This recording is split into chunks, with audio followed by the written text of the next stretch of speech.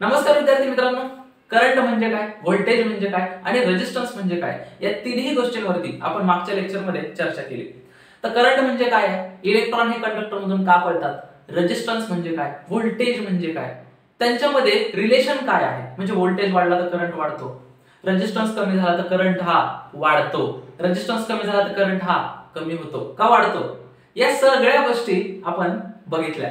तर एक रिव्हिजन म्हणून तरी पण तुम्हाला एक सांगतो आणि त्याच्यानंतर मी डायरेक्टली वळणार आहे ओहम्स लॉ आणि त्याच्यानंतर जे आपलं सिरीज कॉम्बिनेशन आणि parallel combination of the resistor आहे त्याच्यावरती. So first of all for the revision purpose आपण पहिल्यांदा रिलेशन कसं आहे ते बघणार.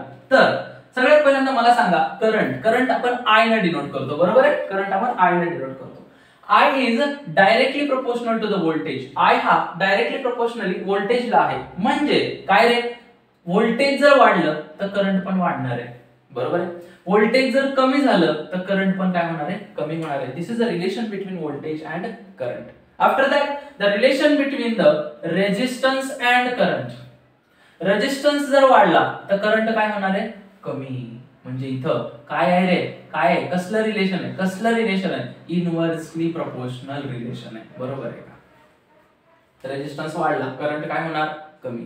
रेजिस्टन्स कमी झाला करंट काय होणार, रेजिस्टन्स जर कमी झाला करंट काय होणार, वाढणार.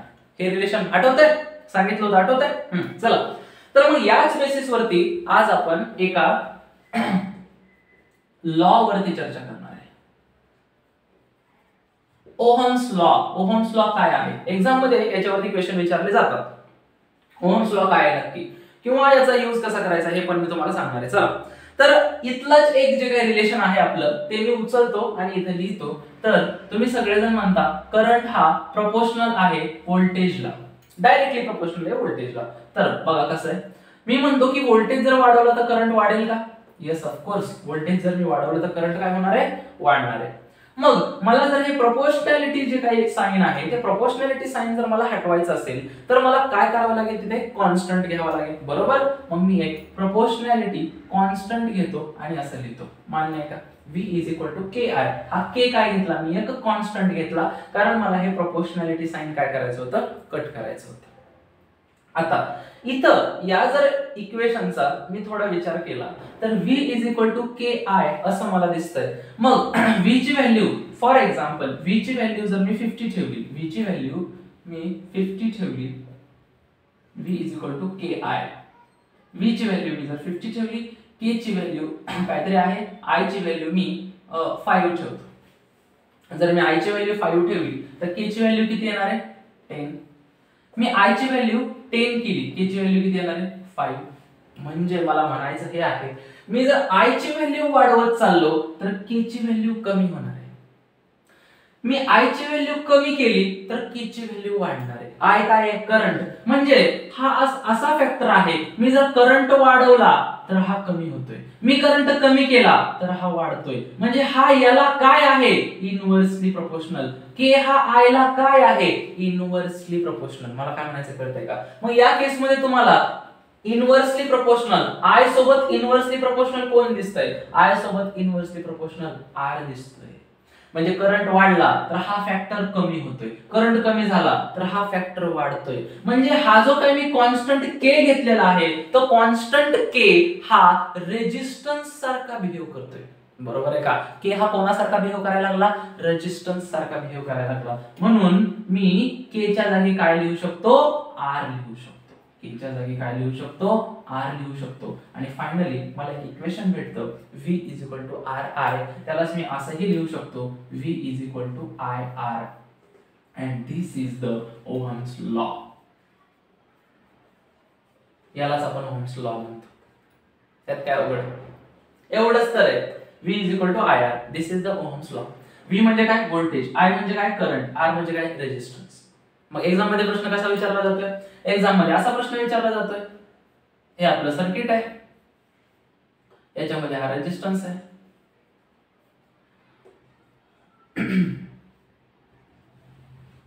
मग इथे व्होल्टेज दिले तुम्हाला 220, आय दिलाय 5 एंपियर. तर काय काढा, रेजिस्टन्स काढा.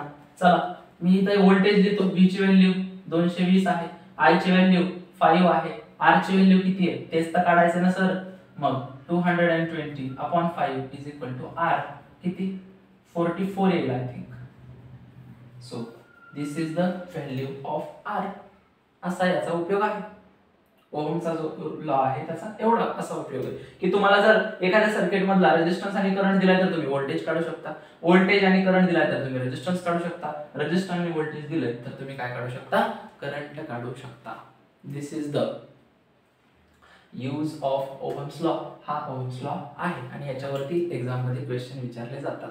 10वीच्या परीक्षेमध्ये असं हे पण दिलं जातं की काय रे एक्सप्रेशन लिहा ओहम्स लॉचं काय 1 2 आणि 3 तीन लाईनचा क्वेश्चन आहे फक्त. क्लिअर आहे. So this is the Ohm's law. याच्या पलीकडे ओहम्स लॉ मध्ये काहीही नाही. क्लिअर आहे. राहील लक्षात V is equal to IR. This is the Ohm's law. Clear आहे. चला पुढे रेजिस्टर्स इन सिरीज कॉम्बिनेशन. आता मी इथे एक डायग्राम ड्रॉ करतो.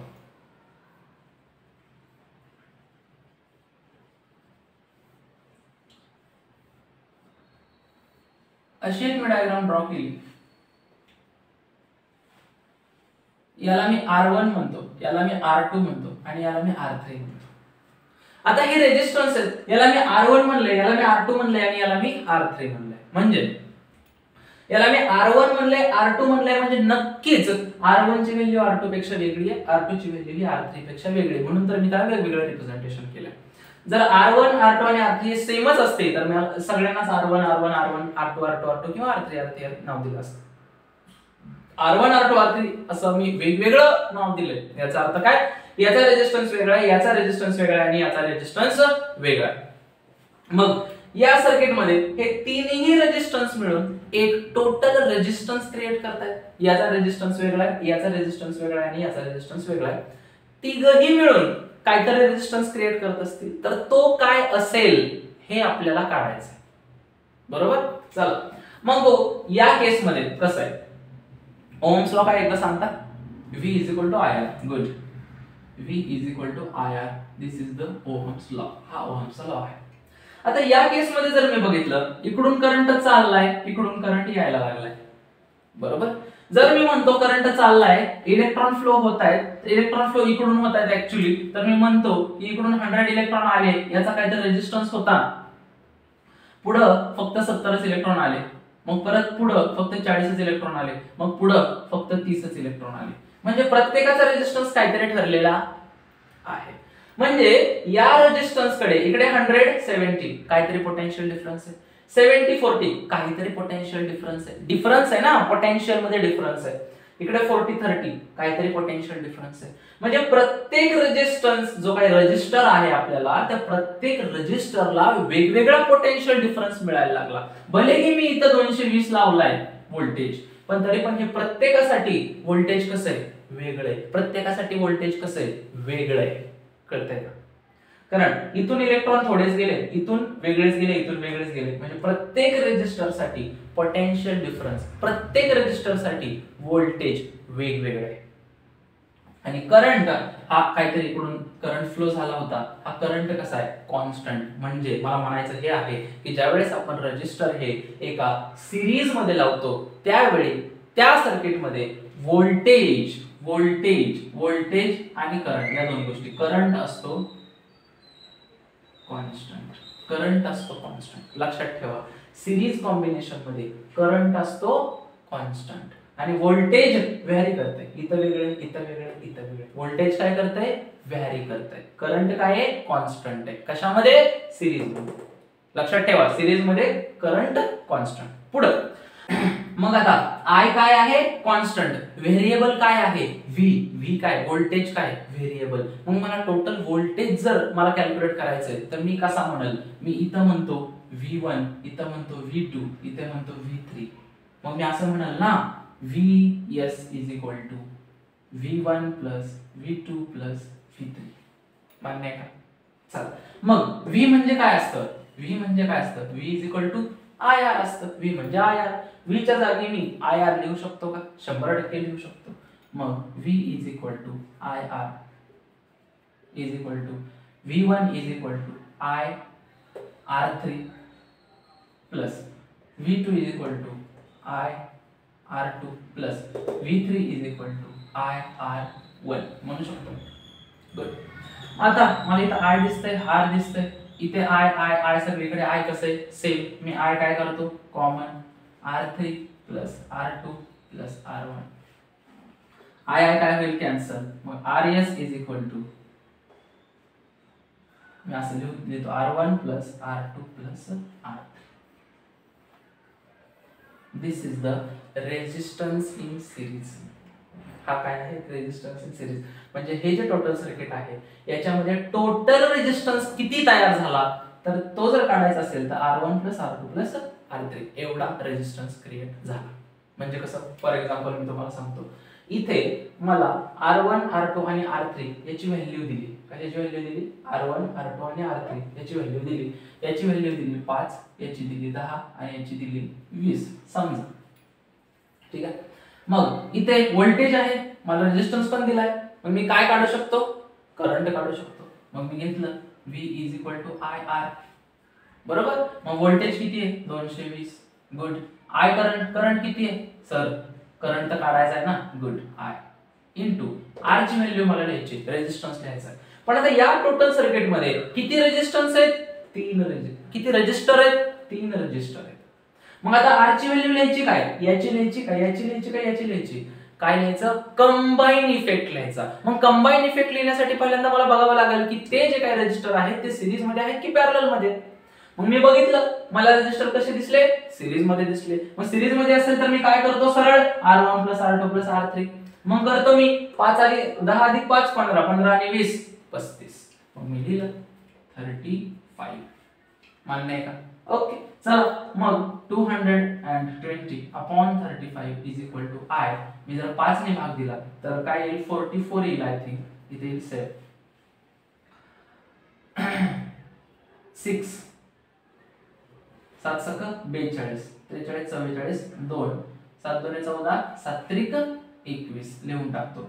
I is equal to 6.3 ampere approximately 6.3 ampere असं उत्तर आलं. म्हणजे माझ्याकडे जर सर्किट मध्ये 3 रेजिस्टर असतील आणि त्याच्यात मला जर रेजिस्टन्स दिलाय व्होल्टेज दिले करंट काढा म्हणला तर मी असं काढू शकतो combined effect of R. Clear. So this is the series combination of the resistor. Now we will more discuss about the resistors in a parallel combination. Resistors parallel combination मध्ये जर resistors असतील तर मग त्याचा रिझल्ट कसा येणार ते आपण बघू. तर सगळ्यात पहिल्यांदा मी एक डायग्रामॅटिक रिप्रेझेंटेशन करतो. तर त्याच्यामध्ये मी असं दाखवतो हे माझे 3 रेजिस्टर आहेत.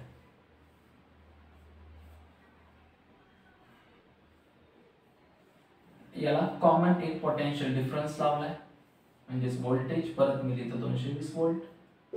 ओके. परत मी याला नाव देतो R1 R2 आणि R3. ओके. आणि हा करंट फ्लो होतोय.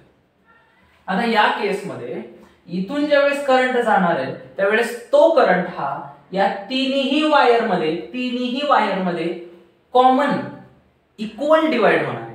म्हणजे इकडून जर 100 इलेक्ट्रॉन गेले तर इकडे 33.3 जातील 33.3 जातील 33.3 जातील. क्लियर आहे. 99 गेले 33 असं इक्वली कॉन्ट्रीब्युशन जे काय डिस्ट्रीब्युशन होईल ते होईल. मग इक्वली डिस्ट्रीब्युशन झालं. पण इथे रेजिस्टन्स वेगळा इथे रेजिस्टन्स वेगळा इथे रेजिस्टन्स वेगळा आहे. मग रेजिस्टन्स वेगळा असल्यामुळे पुढे इलेक्ट्रॉन किती जाणार आहे पुढे करंट किती जाणार आहे हे याच्या रेजिस्टन्स वरती डिपेंड आहे. म्हणजे इथं जो काही करंट असणार आहे इथं जो काही करंट असणार आहे आणि इथं जो काही करंट असणार आहे हा करंट सेम असणार आहे का असू शकतो कधी जर रेजिस्टन्स सेम असतील तर. पण रेजिस्टन्स जर वेगळे असतील तर इथं असणारा करंट हा सेम असणार आहे का बिलकुल नाही. इथं असणारा करंट हा कसा असणार आहे वेगळा असणार आहे. म्हणजे सिरीज कॉम्बिनेशन मध्ये करंट काय होता सेम व्होल्टेज डिफरंट होतं. आता या केस मध्ये व्होल्टेज असणार आहे कॉन्स्टंट आणि करंट काय करणार आहे व्हॅरी. आता या केस मध्ये करंट व्हॅरी करणार आहे. मग मला जर करंट काढायचा आहे तर परत मी लिहितो I S सिरीज P करतो मी. मग मी काय म्हणेल I1 plus I2 plus I3. मग I च्या जागी मी काय लिहू शकतो, परत आपला फॉर्म्युला काय आहे, V is equal to IR. I च्या जागी मी काय लिहितो, V अपॉन R लिहू शकतो ना. चला मग लिहितो I च्या जागी V upon RP is equal to I1 च्या जागी मी लिहू शकतो V upon R1 plus V upon R2 plus V upon R3. मान्य. मग पुढे V upon RP is equal to, हा V मी कॉमन काढतो, मग मी आता V कॉमन काढला, 1 upon R1 plus 1 upon R2 plus 1 upon R3. Clear आहे. या V ला V कॅन्सल झाला, म्हणजे 1 upon RP is equal to 1 upon R1 plus 1 upon R2 plus 1 upon R3. This is the formula to calculate the combined effect of the resistance in the parallel. म्हणजे माझ्याकडे जर parallel combination मध्ये resistors असतील आणि त्याचा combine effect काढायचा असेल तर मी त्यावेळी कोणता फॉर्म्युला वापरणार आहे, हा फॉर्म्युला वापरणार आहे. आता याचा यूज कसा करायचा आहे, चल. तर R1 R2 आणि R3 याच्या काहीतरी आपण व्हॅल्यू घेऊ. ओके, याच्या काहीतरी व्हॅल्यू घेऊ. मी घेतो 30, 15 आणि 5 अशी घेतो. ठीक आहे. मग आता माझ्याकडे व्होल्टेज आहे, माझ्याकडे रेजिस्टन्स आहे, मी काय काढू शकतो रे, मी करंट काढू शकतो. मी 100% करंट काढू शकतो. मग मला जर या सर्किट मधला करंट काढायचा असेल तर माझ्याकडे एकच फॉर्म्युला आहे, V is equal to IR. Voltage माझ्याकडे आहे 220, I मला काढायचा आहे आणि रेजिस्टन्स मला आता काढावा लागेल.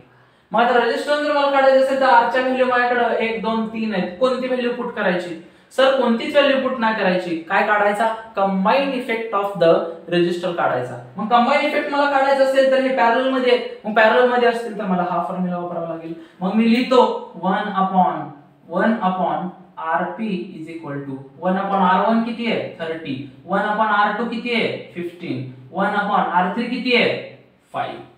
मग 1 upon RP is equal to, इथं मी 30 घेऊ शकतो, अपॉन 1 प्लस 2 प्लस 6, बरोबर आहे ना. 1 प्लस 2 प्लस 6 किती झालं हे, 1 upon RP is equal to 6 2 6 3 9 direct 9 upon 30. म्हणजे मला हे पण हे 1 अपॉन RP आहे, मला काय काढायचं आहे, रेजिस्टन्स इन पॅरलल. फक्त मला RP ची व्हॅल्यू काढायची आहे. मग RP is equal to 30 upon 9 असं येईल. मग किती, 9 त्रिक 27, राहिले 3, परत 9 त्रिक 27, 3.3. म्हणजे याचा R ची व्हॅल्यू आहे 3.3, मी इथं लिहितो 3.3. आणि मग याचा काय आन्सर येईल ते 3 7 21 आणि 3 3 9 73 च्या आसपास काहीतरी एम्पियर. म्हणजे मला सांगायचं हे आहे की तुम्ही या फॉर्म्युलाचा यूज करून यातला रेजिस्टन्स काढू शकता आणि तो रेजिस्टन्स तुम्ही परत या फॉर्म्युलामध्ये टाकला की तुम्हाला करंट मिळेल. जर तुम्हाला करंट दिला असेल तर तुम्ही व्होल्टेज काढू शकता. So boys, this is the resistors in series, resistors in parallel आणि ओहम्स लॉ. तर याच्यावरती एक्झाम मध्ये प्रश्न विचारतात आणि हे इतकं सोपं आहे. ओहम्स लॉ काय आहे, V is equal to IR. Series मध्ये जर आपण रेजिस्टर लावले तर काय येणार, R1 plus R2 plus R3. आणि पॅरलल मध्ये जर असेल तर काय येणार, 1 upon RP is equal to 1 upon R1 plus 1 upon R2 plus 1 upon R3.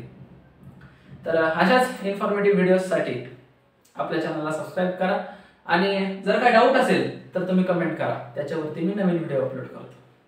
Thank you so much.